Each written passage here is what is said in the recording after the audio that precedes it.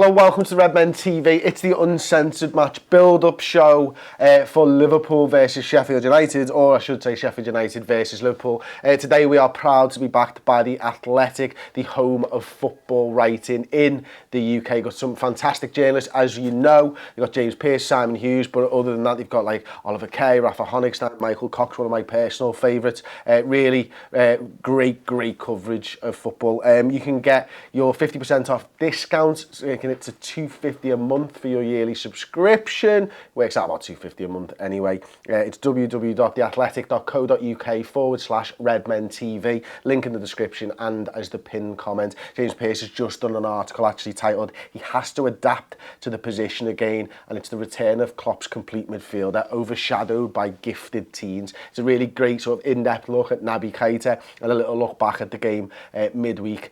We of course have done a final word show that is on the website. If you've been enjoying the final words, then do go over and check out this one, an hour long with Adam and with Si. It was absolutely superb. Really loved it, and we got to talk about the likes of Harvey Elliott and everybody else. But fantastic. We're going to get into this one. Si, for once we've got a well-rested side, and there's probably not too many talking points around the starting 11. No, I don't think there is. I think pretty much everyone who's going to start didn't even travel. I can't think of anyone who's going to start. The only concern, I suppose, is Mane, isn't it? Because he didn't travel because it was a dead foot. Yeah. Well, they were talking. I imagine that's a big injury for a football player. We only really found out on the day of the game that Salah and Firmino weren't going to travel when that league squad list came out, but we'd already been told that Mane wasn't going to be travelling. Same with Shaqiri as well. I think Shaqiri's definitely ruled out for this one. I hope we can get Mane back for it, because without we probably haven't got Origi to come in on the left hand side either. We'd be sure without Mane, and we've seen how good he's been this season. If we're struggling a bit, Mane can win us a game like that, and so fingers crossed he can get into the side. And Adam, Sheffield United aren't to be underestimated, really. I mean, any side that is level on points with Chelsea, with Manchester United and Spurs must be middle of the road. I wondered what was coming at the end of that then, I was like, you going to say it's offside? Well, you just got to look, they came back from 2 down at Stamford Bridge to draw 2-2, and they've just bounced Everton all around Goodison Park. So, by beating them 2-0 despite only having one shot.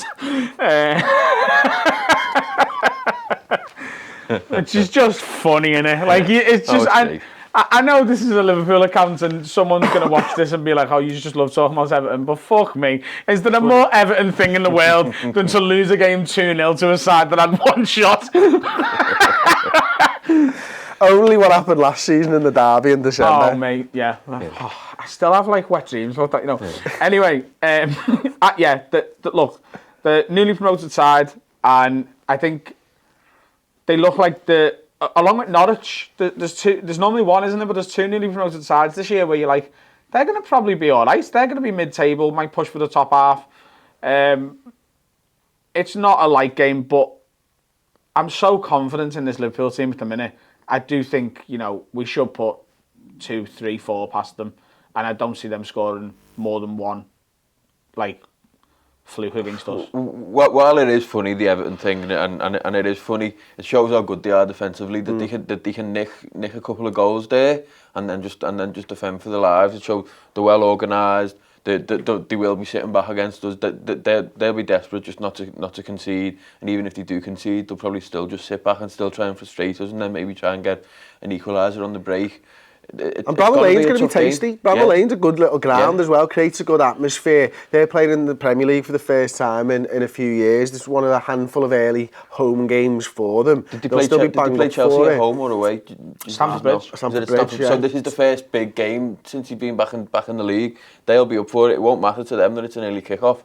That old ground will be up for it. The players will be up for it. And they're well drilled, they're well organised side. They're different to Norwich, because I don't know whether this is a good or a bad thing, or whether I'm saying it, people might take it in a positive or a negative slant, but I mean it as a positive. They're a good British side, if you know what I mean. Like, they play football the way that we've grown up watching English sides play football. I just really like it. Absolute shite. And, interestingly as well, they changed all 11 players. They got beaten midweek in the League Cup. I think they'd had two League Cup games, so they've actually had a few 2 games a week as well, which plays into it. I think sometimes because big sides, when you get into the early rounds of cup competitions, sides aren't used to playing 2 games a week, but because this was literally their 3rd round, they've kind of got a little bit of rhythm with the 2 games a week. They did actually have a completely different 11 who got beat 1-0 by Sunderland at Bramall Lane, actually.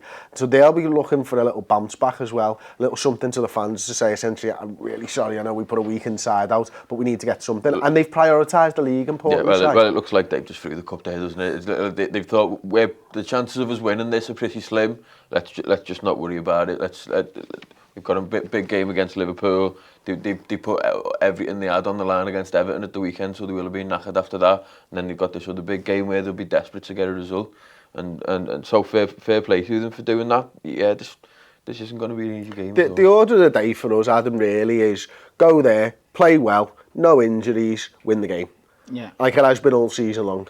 Yeah, and I expect us to do it, to be honest with you. I don't think it's going to be an easy game. I think that, they're going to try and frustrate us for the first 20 minutes and just try and make it a bit boring. That's what they want. They want a boring game where we get frustrated. But it's very rare we do get frustrated to the point where we can't break a team down now. I think as fans, we're very confident in the team, but our players just look like, you know what, even if it takes us to the 85th minute, we're going to get a goal. So we're going to be sound. I think it'll be a difficult start. I don't think we'll score in the first 20, but I do think we'll score at least 3 goals. Mm-hmm. They're going to play in a similar way to what Newcastle played like at Anfield, and even though Newcastle went 1-up in that game, we didn't get frustrated. We didn't try and rush anything. We just looked like we were assured, and we knew that we were going to end up coming away with the 3 points, and that's the way Klopp's got us drilled now. I say for so long, Liverpool play a 90-minute game. They don't try and blow a team out in 20 minutes like the Rodgers sides. We know it's 90 minutes, and I thought, midweek, we'd tire them out second half, MK Dons, and we did. And that's what Liverpool do. They just pull players over and over and over, patience, get them running ragged, and then the last 20 minutes of the game, they're on their arses, and we can do whatever we want. We can go for the throat if we need to, we can get goals back if we need to, or we can sit off and conserve energy if we need to, because we've played the game how we and Klopp wants us to play the game. Little clip from the final word as well that we recorded after the MK Dons game. It was absolutely superb. Here's a little clip from that. The thing is, though, if you think about what we're actually saying, we're not really talking about the results here. Do you know what I mean? Yeah. We're not saying like, oh my God, we've beat MK Dons, so these players are whatever. I think it's just a great time to be a Liverpool fan and sort of sit and admire what's being built at the club. Because we're not really looking at the game last night and saying we blew them away and look how good we are and we could put this team out in the league and they'd win games, because they absolutely would not. We would not be sitting top of the league if they should have scored at least a goal against us, shouldn't they? You know what I mean? So, if this was our start 11 in the league, we'd be a bottom half team. That's a fact. But we don't have to play them in the league because we've got 11 players ahead of these lot who are going to get in. We're looking at 2 or 3 years down the line and going, well, a couple of these players might not be at the club anymore because they'll have gone. You look at like 3 years. You'd imagine Milner's no longer playing. I doubt Lovren's still going to be there in 3 years for a multitude of reasons. Lallana, he's on his way out. Keita and Chamberlain, yes, you'd imagine they'll be there. And the rest of them are youth players who you would say, yeah, they're going to be in there eventually. And it's just to see these players play with such confidence and not necessarily be as clinical as they need to be and be at the level we need them to be, but just watching them walk into a Liverpool first team and go, I deserve to be here.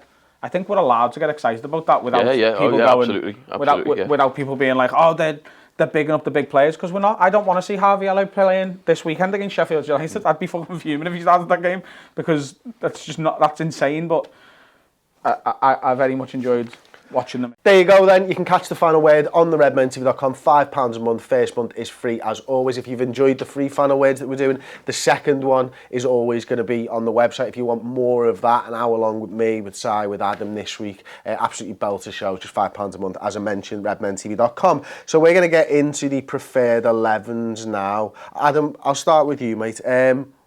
Is it just as simple as the first team?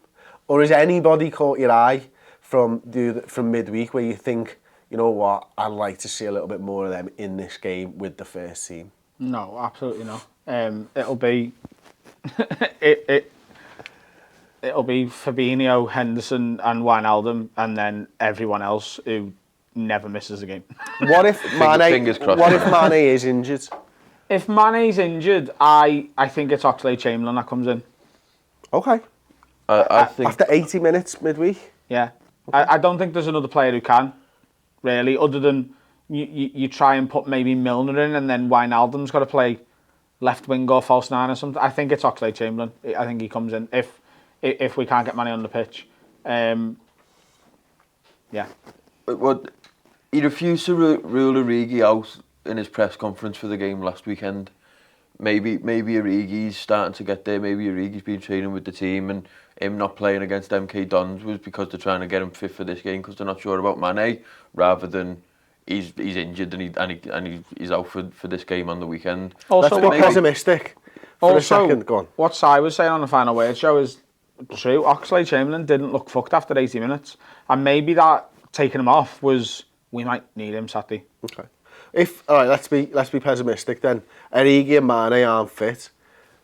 Adam's gone with Chamberlain. Ox. Who are you going for? You could go for Ox if you want.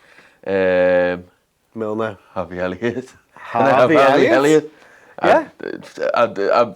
If neither of them are fit, I'd be excited to see Harvey Elliott playing in that game. I don't think he will, and if I'm predicting, I don't think that will happen. But if there was one player that would get me excited when the team came up, that's where it'd be. I think he probably would go for Chamberlain.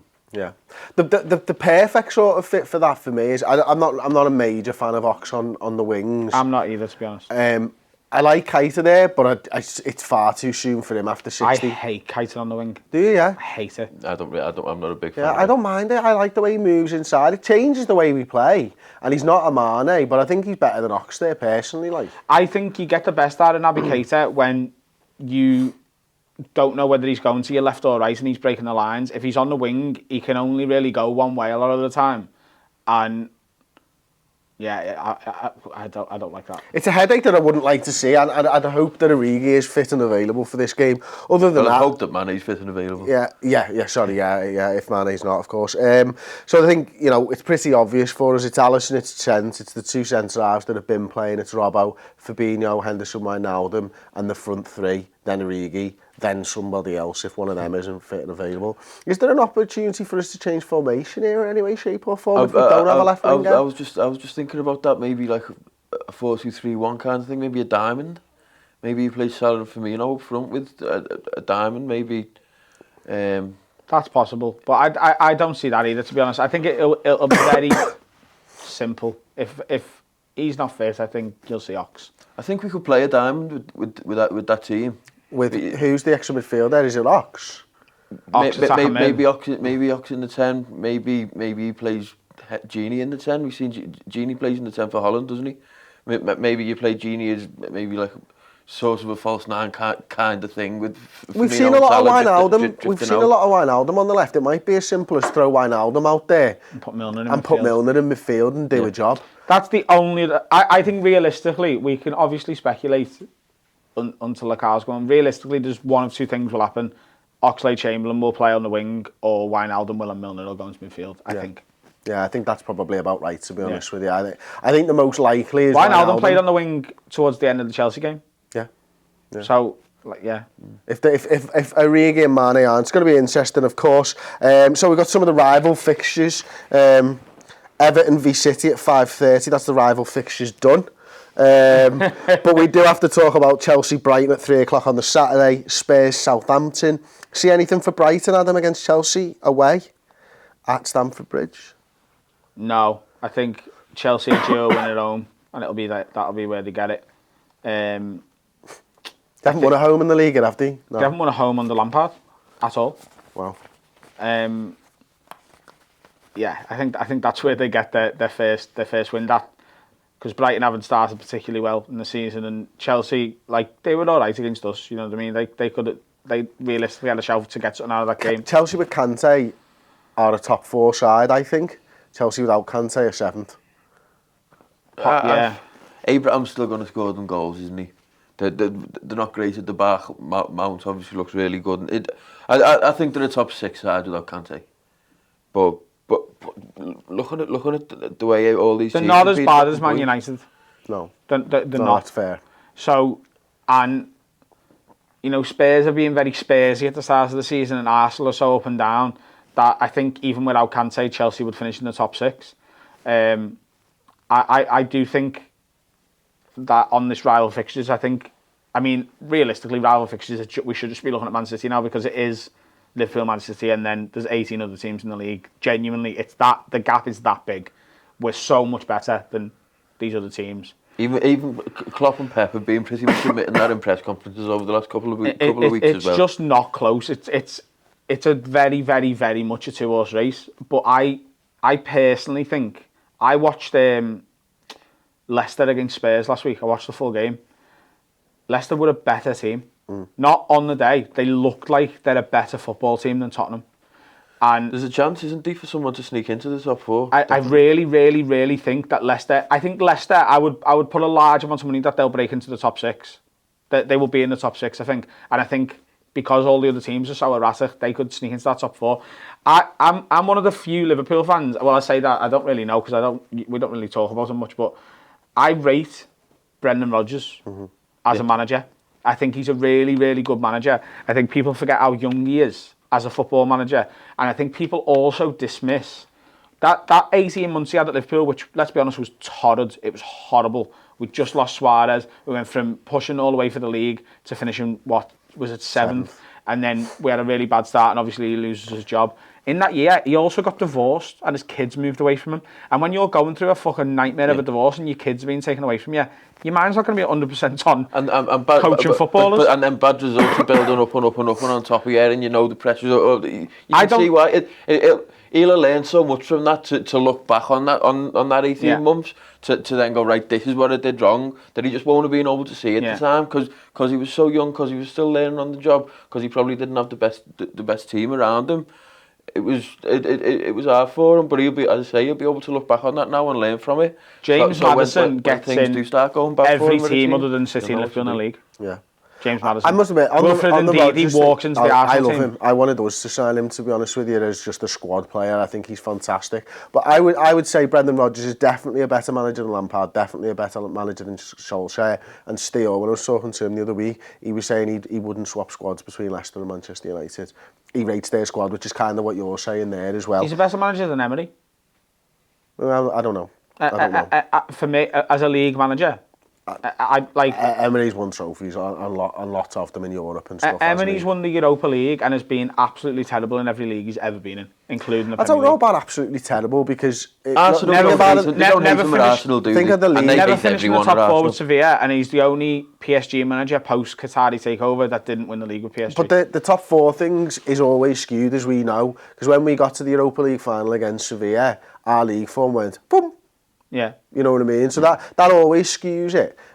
I don't see Emery lasting the season, and I like if you give me a choice between one of them, I don't think any Leicester fan would be looking and going, we'd swap Rodgers for Emery, and I think Rodgers might actually end up being the Arsenal manager at some point. Style of football would suit their fan base and He's stuff. been linked with with Tottenham this week, hasn't he? I think the bookies have made him the favourite to be Tottenham's next manager, and there's a little bit of pressure on Pochettino. I don't think Pochettino will be gone before the end of the season. The big game of this weekend actually is the 8 o'clock Man United Arsenal on Monday. Yeah. Monday night footy should be pretty damn good to watch. Yeah. It's good anyway, innit? But that I can't see anything but an Arsenal win, and I'm kind of just hoping that Ollie's just in the job long enough for us to sack a second United manager in 2 years. Yeah. That would be great. I don't think Arsenal will win that game. I think that'll be a score draw because I think Arsenal's defence is so bad, and United will get chances in that game. They're not good in big games, Arsenal, are they? No, they never have been. They're not good away in big games either, and this is at Old Trafford on Monday night, a night game under the lights. Yeah. I don't see Arsenal getting 3 points from that game. Personally, I don't think it's feasible. I think they'll score because United are not a great side, but there's absolutely no way that United don't get 4 clear-cut chances in that game, and they're going to take 1 or 2 of them. We're not even entertaining the idea of Everton getting anything against City, no. They don't want to. They can't, and they don't want to. They need points. But they Even if this game was 5 games from the end of the season. They can need fucking points all they want. They're not good enough to beat Manchester City. Yeah, it's true. It's true. If this game was 5 games from the end of the season, Everton fans probably wouldn't want a beat City in this game, because if it was tight between Liverpool. I always hear people like this on the radio, but I don't know people that say that. No, people say what? They wouldn't admit it.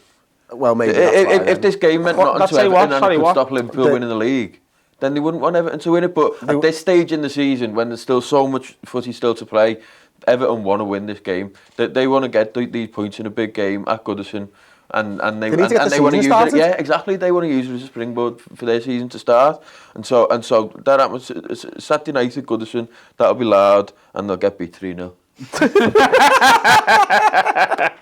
Well, what a perfect way to end the show. But before we do, actually, obviously Adam is in. Adam has got a tour going around the UK right now, but he has got a Liverpool date. There's about 60 tickets of the 1,000 plus tickets available at the M&S Bank Arena, Friday the 4th of October, adamroad.co.uk/shows. Shows? Yeah, you fucking nailed that, Chris. You're on fire today with these plugs, lad. Oh, mate, I started pretty badly. I could only go up if you remember we did the final word show. So yeah, I mean, I bought my tickets. I can't wait to go. Me and the missus are going to be going. We're going to make a night of it with a couple of friends of ours. We're really looking forward. I've never seen Adam perform before. Been watching his YouTube videos, Facebook videos for ages now. Obviously, I'm a fan of Hot Water's Comedy Club on Facebook as well. I can't wait to see it. It's a hometown gig for you. But it's not all. You've been touring, you've done so much around the Edinburgh Fringe again. It's been a good year for you, mate. It's been a big year, and this is even before I was sort of touring the country, I always did an hour solo show in Liverpool every year, so it was always sort of felt like the comedy Christmas for me, doing my hometown show, and it's so nice just watching it, sort of the numbers go up, because I get them on my Facebook memories, because they're always sort of this time of year. So the first was in the Crown Hotel pub, which was like 70 people. And then a year later, we were in the Holiday Inn in a conference room, which was like 120 people. And then we went to the Comedy Club and we did 2 shows at 150. And last year we did 2 shows at 300 in the Epstein. And then this year, we're over 1,000 now. And it's really nice just watching it go up and up and up, and the venues get more and more exciting to play. And then obviously, do you feel the pressure of having a hometown gig that's so big, or? No, I don't really get that. And I know this, to people who don't know me, or maybe people who even do know me, I'm not really asked. It sounds a bit arrogant, but I thrive on it. The way I look at it, and there's so many comedians who are the total opposite of me, by the way, and I'll be like, oh my God, there's a fucking 1,000 people out there. There's 1,000 fucking people out there. In my head, I'm like, there's more people for me to make laugh. Let's say that in that 1,000... They're all there because they're excited to be... That's the thing that I think's interesting about all of that. Statistically, it's easier to make 1,000 people laugh than 500 because there's twice as many people. Well, I think... yeah, absolutely. I'd be like, these have paid to see me. Yeah. They want to have a good time. They're paying to have a good time. Yeah. They're going to be enjoying it. It's not like you're walking in a comedy club and nobody knows who you are. And it's like... You've got to entertain me. I've chosen to spend 20 quid on a ticket to go and see you because I think you're funny. I should be an easier person to please, maybe. Oh, that's absolutely true. And you see it, I've always said, even if I got to the fame level where you're doing massive arenas and you're on telly all the time and you've got a Netflix special and all that shit, I'll always go back to comedy clubs and do those gigs where they're not expecting you and they haven't paid to see you, because I see so many comedians who just get their little touring fan base and then they only perform to them. And then when they have to do a gig where it's on a show where they're not the selling ticket, where there's 8 of us on and it's a charity gig or something and it's a fundraiser, they're not that good. Because they're used to going on in front of 2,000 people who are like, oh my God, it's you from that thing and we all love you. We're all ready, go, funny straight away. And they're belly laughing from fart jokes immediately. Whereas if you go into a comedy club and it's working class people who are on there one night out for the month and are like, fucking go on then, it was fucking 20 quid to get in, I don't even know who the fuck you are. If you can make him laugh, then you can make your own fans laugh.